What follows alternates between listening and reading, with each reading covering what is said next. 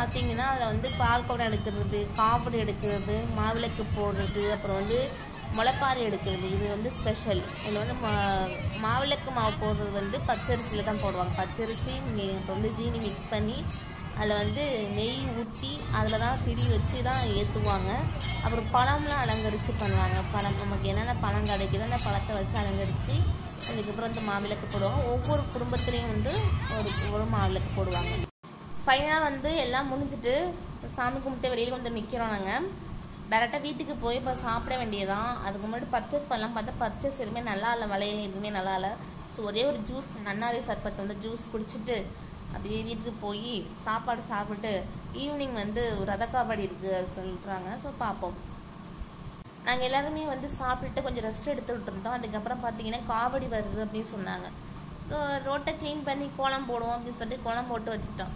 அது பார்த்தா அவ்வளோ பெரிய வெடியை தூக்கி அந்த இடத்துல வச்சு அந்த இடத்தையும் அவ்வளோ குப்பையாக்கிட்டாங்க. ஸோ எங்களுக்கு இரிட்டேட் ஆகிட்டு, ஏன்டா அந்த கோலம் போட்டோம் அப்படின்னு சொல்லி ஒரு இரிட்டேட் ஆகிட்டு அதுக்கப்புறம் பார்த்திங்கன்னா காவடி வந்துட்டுருக்கு. ரத காவடி நான் இது ஃபஸ்ட் டைம் பார்க்குறேன். நான் வரைக்கும் பார்த்தது கிடையாது. இந்த காவடியில் பார்த்திங்கன்னா ஒருத்தவங்க மட்டும் ஆடிட்டு போவாங்க காவடினாலே. ஆனால் வந்து ரத காவடியில் பார்த்திங்கன்னா மாற்றி மாற்றி ஆடுவாங்க. ஒருத்தவங்களுக்கு ஒரு 5 நிமிஷம் ஒதுக்குவாங்க. இந்த காவடியை சுற்றி விட்டு ஆடணும். அதான் வந்து ரத காவடி. பின்னாடி பார்த்திங்கன்னா பெண்கள் நிறைய பேர் வந்து முளைப்பாரி எடுத்து வந்துட்டுருக்காங்க. அந்த முளைப்பாரி வந்து விதைக்க வச்சு அந்த முளைச்சி கொண்டு வருது.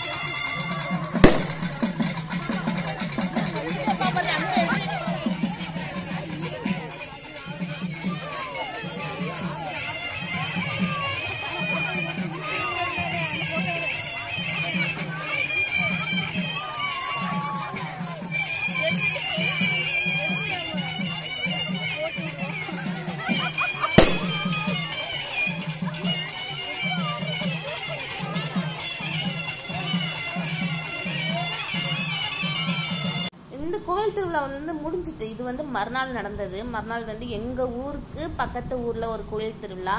எங்கள் ஊரை தாண்டி தான் அந்த கோயிலுக்கு போகணும். நான் காலேஜ் முடிச்சுட்டு வீட்டுக்கு வந்துகிட்டு இருக்கப்போ இந்த காவடிலாம் வந்துச்சு. இது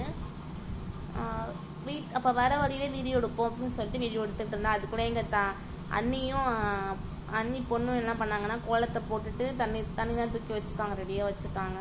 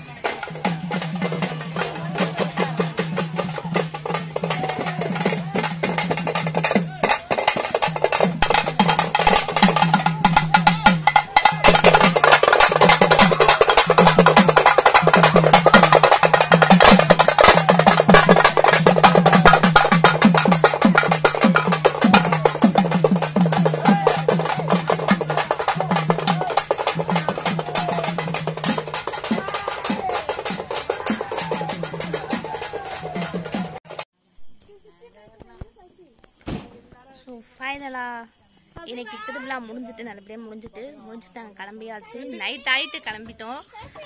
பார்த்தீங்களா, இருட்டில் ஒன்றும் தெரியல எங்கள் மூஞ்சி. இப்போ கிளம்பி மாமா டாட்டா ஸ்கைலாம் ஏறியிருக்கோம். அப்பால் போகிறோம் இன்னைக்கு. பாய் பாய் பாய். கோவில் திருவிழா வந்து நல்லபடியாக முடிஞ்சிச்சு. செம என்ஜாய்மெண்ட்டாக இருந்துச்சு. ஃபேமிலியோட நல்லா ஸ்பெண்ட் பண்ணோம்.